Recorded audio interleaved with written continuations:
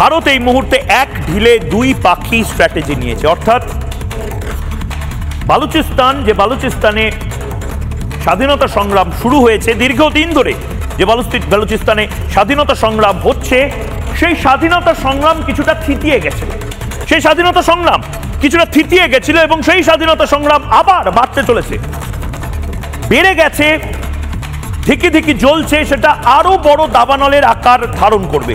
আমি জানি না অজ্ঞাত পরিচয় ব্যক্তি যারা রয়েছেন, অজ্ঞাত পরিচয় ব্যক্তিদের সাথে যারা নেতারা রয়েছেন, তারা হয়তো কোনো যোগাযোগ করছেন, কিন্তু এই মুহূর্তে আমরা যা খবর পাচ্ছি, বালুচিস্তান একদিকে হয়তো সময়ের অপেক্ষা, বালুচিস্তানের আলাদা রাষ্ট্র গঠন সময়ের অপেক্ষা।